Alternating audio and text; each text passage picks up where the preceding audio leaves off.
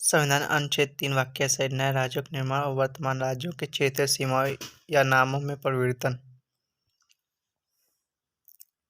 अनुच्छेद 3 नए राज्यों का निर्माण और वर्तमान राज्यों के क्षेत्रों, सीमाओं या नामों में परिवर्तन।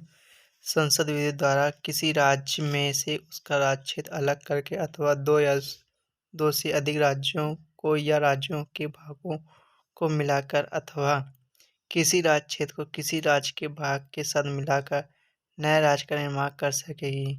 किसी राज्य का क्षेत्र बढ़ा सकेगी, किसी राज्य का क्षेत्र घटा सकेगी, किसी राज्य की सीमाओं में परिवर्तन कर सकेगी, किसी राज्य के नाम में परिवर्तन कर सकेगी। परंतु इस प्रयोजन के लिए कोई विधेयक राष्ट्रपति की सिफारिश के बिना और जहां विधेयक में अंतर्विष्ट प्रस्तावना का प्रभाव राज्यों में से किसी के क्षेत्र, सीमाओं या नाम पर पड़ता है, वहां जब तक उस राज्य के विधानमंडल द्वारा उस पर अपने विचार ऐसी अवधि के भीतर जो विनिर्दिष्ट की जाए या ऐसी अतिरिक्त अवधि के भीतर जो राष्ट्रपति द्वारा अनुज्ञात की जाए, प्रकट किए जाने के लिए विधेयक राष्ट्रपति द्वारा उसे निर्देशित नहीं कर दिया गया है और इस प्रकार विनिर्दिष्ट या अनुज्ञात अवधि समाप्त नहीं की गई है, संसद में किसी सदन में पूरा स्थापित नहीं किया जाएगा। स्पष्टीकरण। इस अनुच्छेद के खंड खा से खंड डा में राज्य अंतर्गत संघ राज्य क्षेत्र है, किंतु परंतु में राज्य के अंतर्गत संघ राज्य क्षेत्र नहीं है। खंड का द्वारा संसद को प्रदत्त शक्ति के अंतर्गत किसी राज्य या संघ राज्य क्षेत्र के किसी भाग को किसी राज्य संघ या संघ राज्य क्षेत्र के साथ मिलाकर नए राज्य के संघ राजनीति का निर्माण करना। राज्य को निर्देश करने की मात्रा से ही परंतु शर्त पूरी हो जाएगी। राज्य के विधानमंडल को मत के अनुसार कार्य करने के लिए राज्यसभा आबद्ध नहीं है। व्याख्या।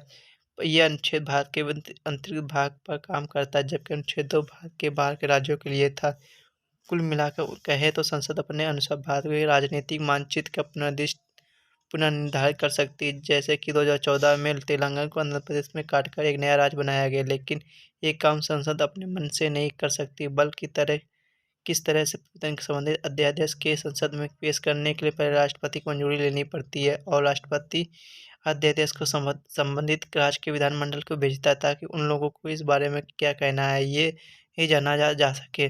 पर अगर मान लीजिए कि जिस राज्य में परिवर्तन होना है उस राज्य में विधानमंडल ने उनकी स्वीकृति नहीं दी है, तो क्या होगा? कुछ भी नहीं होगा, क्योंकि संसद उस राज्य के मत को मानने के लिए बाध्य नहीं है। इसका मतलब ये हुआ कि संसद के लोग किसी लिए राज्य को नक्शा बदल देना है तो वे आसानी से कर सकता है। क्या मतलब इसका मतलब अनुच्छेद 4 से स्पष्ट हो जाता है। अनुच्छेद 3 का खंड ग अंतर्राज्य समायोजन के लिए या किसी विदेशी राज्य के पक्ष में राज्य क्षेत्र के अध्यादेश को लागू नहीं होता। अतएव यदि किसी करार से किसी विदेशी राज्य के पक्ष में भारत राज्य क्षेत्र का कोई भाग अध्यर्पित किया जाता है, तो ऐसे करार को इस अधिनियम के अधीन